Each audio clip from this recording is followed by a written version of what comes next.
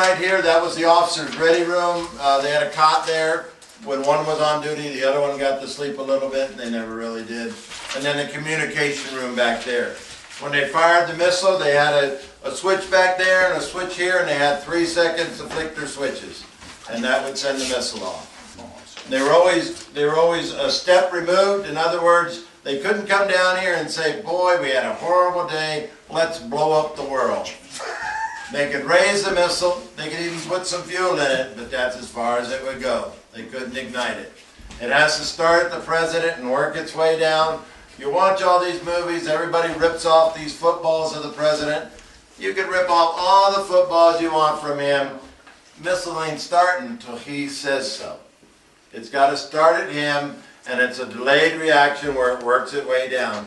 You just don't say, yeah, push the button, President, and 2 seconds later everything's gone. They thought of this, so, you know, but then you have the crazies on the other side of the world that haven't thought of this, so. But that's all right. There's plenty to go around. I mean, everybody's got some. Let's see, England's got some, France got some, Germany's got some, Pakistan, India, China, South Africa, Israel, and U.S. does, and then that's who's talking, so who knows. But this was the firing board. You had your encryption, your ready board, TV camera inside, outside the warhead, local and Zulu time. Once you got ready to fire it, you had 2 buttons. It was target A or target B. It wasn't where the target was, it was the kind of explosion. Either it was a ground burst or an air burst. If you're aiming for a naval base, you want a ground burst, you get better effect. Air bases and infantry, you want an air burst. The guys here still don't know today where the missile was going. All they were told was to flick the switch and that was it. They were supposed to keep locked down and wait for further orders. Well shoot, my missile's gone, 4 to 6 month reload. What the heck am I doing here now? So, you know, so it wasn't, you know, and accuracies of 2 to 4 miles, you're looking maybe 6 miles with these here. So if you aim for Greeley, this one had 4 megaton bomb, 500 times more powerful than Hiroshima. Mushroom cloud, 17 miles high, structural damage, 90 miles, second degree burns, 30 miles, anything within 2 to 3 miles would be gone, winds of excess of 1,000 miles an hour. So, so you dropped it here, you got Greeley, you got Cheyenne, you got everything all the way down to Denver. People in Estes Park are the only ones that are watching it shoot over the top of their mountains there. So they're the only ones that enjoy the view. But yeah, so these here was, you were aiming for military bases. The Moscow alone had over 20 nukes, and the U.S. had about 90 ICBMs in the U.S. stockpile during the Cuban Missile Crisis. So there was plenty of them to go around. We've cut our nukes down from 15, 20,000 down to 5,000. That's ICBMs, Polaris, cruise missiles, other little devices and stuff. So we've cut them down to about 5,000 nuclear devices. So there's plenty to go around.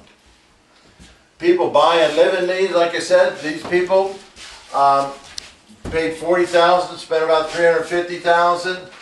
You're actually standing in the area where this gentleman is sitting. They took this wall down here. She's in the kitchen dining area, and that's where the crew would have their original kitchen dining.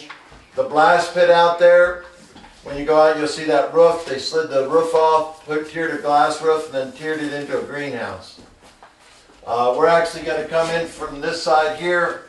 You're looking from their far side. We filled in our pipe trench. We took out our water tank. They have a jacuzzi, basketball, little ping pong in there. And then their doors were on this side of the tunnel.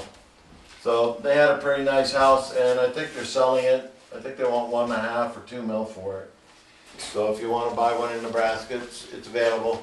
Just go to 20thcenturycastles.com, do a search engine on it, and he lives in one of these. You can take a little virtual tour of his site, and he has some that are available for sale. And so he tries to find them when he can. And there's a Titan site south of Denver there that a kid I know went down into it, and this is 19,000 square feet. It cost $3 million to build, 17 acres above ground, and a 9-man crew.